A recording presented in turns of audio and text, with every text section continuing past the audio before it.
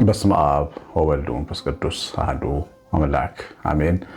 በክርስቶስ ሰማያዊ በሆነ ስፍራ መንፈሳዊ በሆነ በረከት የተባረካችሁ እግዚአብሔር ልጆች አድርጎ የጠራችሁ የእግዚአብሔር ልጆች ተብለን እንድንጠራ አብ እንዲህ ያለውን ፍቅር የሰጣችሁ መንፈስ ቅዱስ በዘላለም ማኅተም ሀብተ ወልድ ስመ ክርስትናን ሰጥቶ ያተማችሁ በ40 በ80 ቀን የዘላለም ድነት የሁለተኛ ልደቱን አግኝተን የእግዚአብሔር ሕያው ቤተሰቦች እንድንሆን ያደረገ የሰማይ አምላክ ክብር ምስጋና ይገባዋል። እናንተ እንደምንቆያችሁ ሁሉን የሚችል ኢየሱስ ክርስቶስ ብሩክ ጌታችን ከሰማይ አባቱ ጋር ሕያው ከሚሆን ከመንፈሱ ጋር የተወደደ የተመሰገነ ይሁን። የእግዚአብሔር ልጆች እንግዲህ እግዚአብሔር ፈቅድ ተነገ ወዲያ እግዚአብሔር ከፈቀደ ከወደደ 20 ዓመት አንቨርሰሪን አከብራለሁ። እንዲሁ ቁጥር 10 መዝሙር 16 መዝሙራትን የያዘውን የትልቅ አልበም እንዲሁ እሱም ይወጣል ይመረቃል። በጸሎታችሁ አስቡኝ። ስላገዛችሁኝ አብራችሁኝ የቆማችሁ የአጋፔ ቤተሰቦቼን ከልቤ አመሰግናለሁ። ብዙ በረከት ይስጣችሁ፣ ዘራችሁ ይባረክ። ይህን ትልቅ ፕሮግራም ለመስራት እናግዝህ ያላችሁትን ሁሉ እግዚአብሔር ባርካችሁ። እንዲሁ በፕሮግራሜ ላይ መሳተፍ የምትፈልጉ ወይም የሚፈልግ ቤተሰብ ያላችሁ በ911 401380 ስልኬ ላይ መልእክት አኑሩልኝ። ዋትስአፕ፣ ቴሌግራም፣ ቫይበር ላይ እግዚአብሔር እናንተን ቤታችሁን ይባርክ። ያው በዕለቱ የቀጥታ ስርጭት ይኖረናል፣ እንከታተላለን ከ7 ሰዓት ጀምሮ። እግዚአብሔር ኢትዮጵያን ኤርትራን ይባርክ። ተወዳጆች ዛሬ በእርግጥ እግዚአብሔር ከኔ ጋር ነው ወይ ለምንል ሰዎች እግዚአብሔር የሚሰጠን አምላካዊ መልስ ነው። የመጽሐፍ ቅዱስ ሐሳብ መነሻችን የሚሆነው መጽሐፈ መሳፍንት ምዕራፍ 6 ከቁጥር 11 ጀምሮ ያለውን አነባለሁ። የእግዚአብሔር መልአክ መጥቶ በኦፍራ ባለች ለአቢዔዝራዊው ለኢዮአስ በነበረችው በአድባሩ ዛፍ በታች ተቀመጠ። ልጁም ጌዴዎን ከምድያማዊ ወደ መሸግ በወይን መጥመቂያ ውስጥ ስንዴ ይወቃ ነበር። የእግዚአብሔር መልአክ ለእርሱ ተገልጦ አንተ ጽኑ ኃያል ሰው እግዚአብሔር ከአንተ ጋር ነው አለው። ጌዴዎንም ጌታዬ ሆይ እግዚአብሔር ከኛ ጋር ከሆነ ይህ እንዴት ይሆናል አለው። እንግዲህ ይህንን ቃል ይዘን ነው የምንነሳው።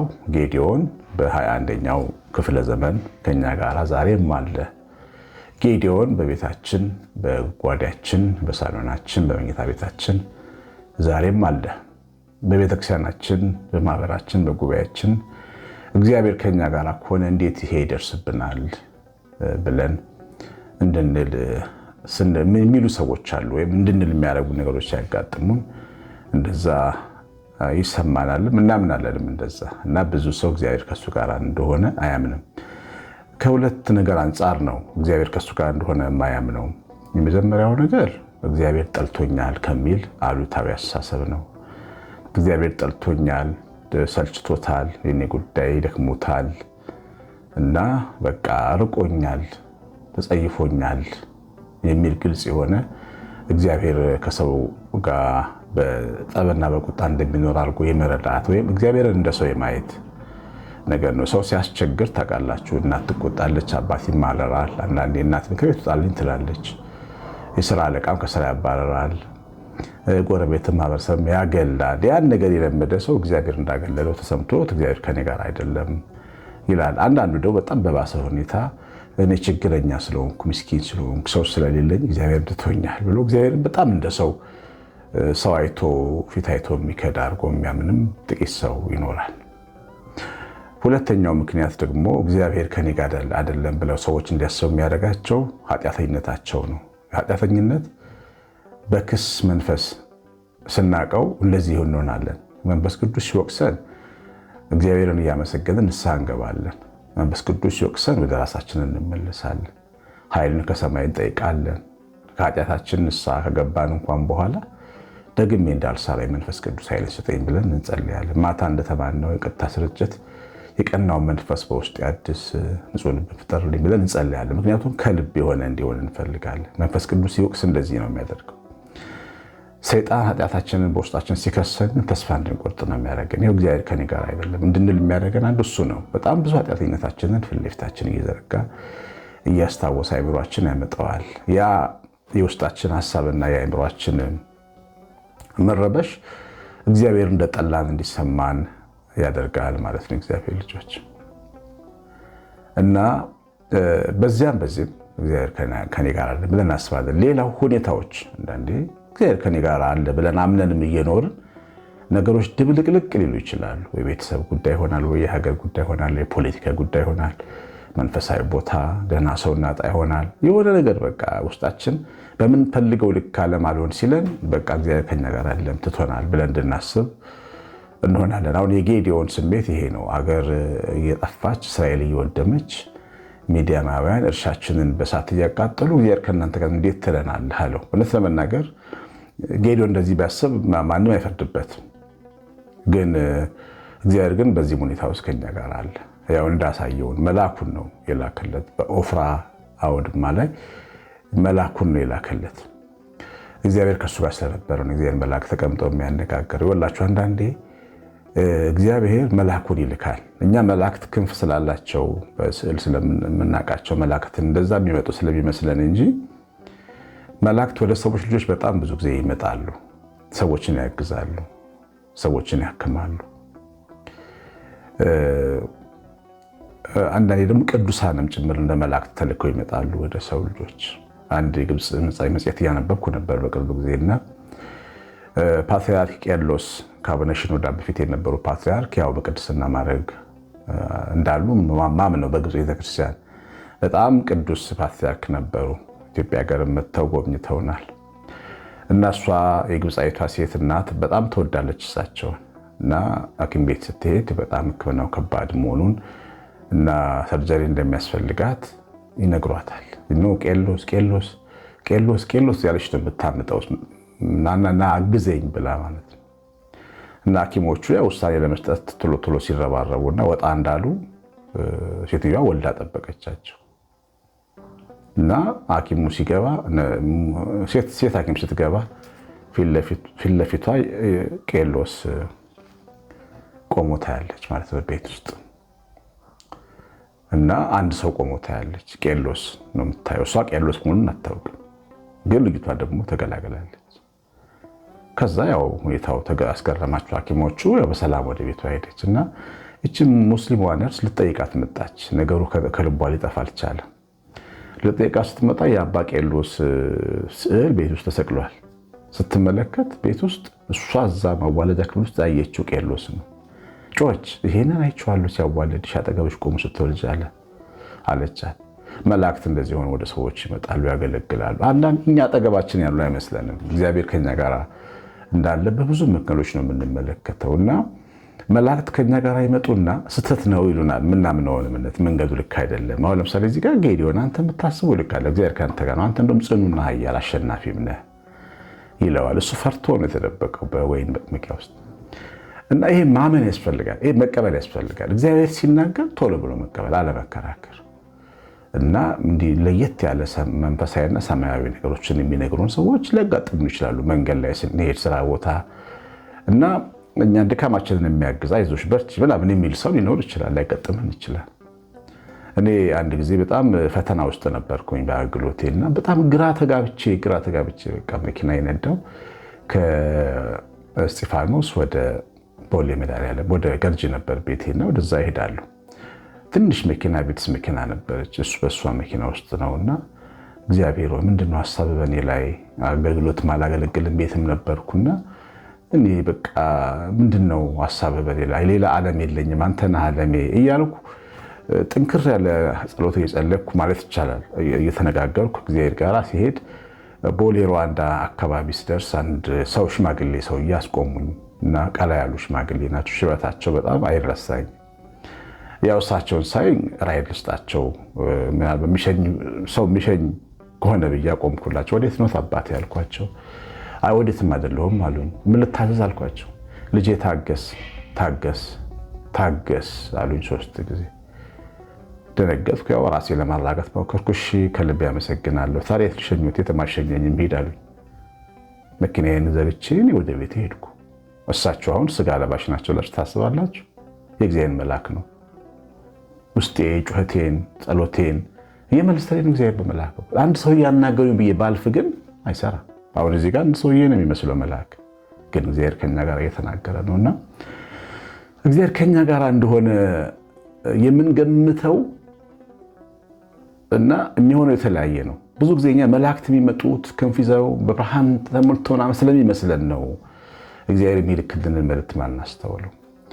በዮሐንስ ወንጌል ምዕራፍ 20 ላይ የማርያም መግደላዊትን ሁኔታ ስትመለከቱ መቃብሩ አጠገብ ቆማ ታለቅሳለች እና አጠገቧ አንድ ሰው ቆሞ ለምን ታለቅሻለሽ ይላት ነበር እና የአትክልት ጠባቂ መሰላት ይላል እና አጠገቧ ያለው ግን ክርስቶስ ነበረ። የተነሳው ድል አድራጊው የይሁዳ አንበሳ ነበር። እሷ ግን አትክልት ጠባቂ ነው የመሰላት። ግምት ነዋ። አያችሁ፣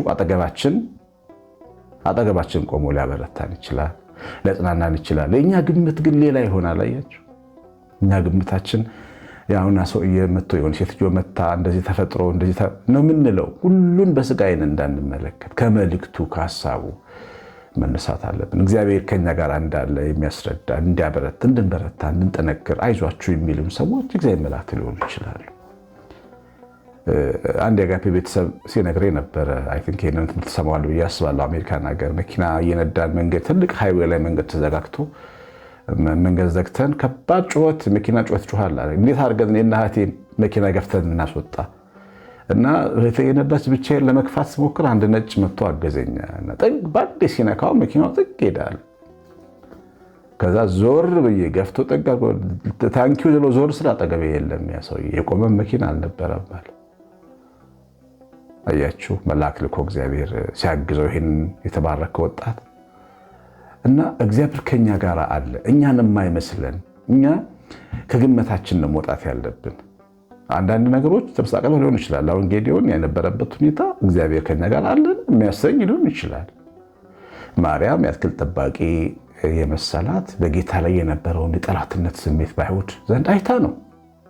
ሰርቀውታል፣ መተኛት እንኳን በዝኑ መተኛት አልቻለም እንድትለያ እንዲያደርጋት ሁኔታዎች ያስገድዳሉ እንደዛ እንድናስብ።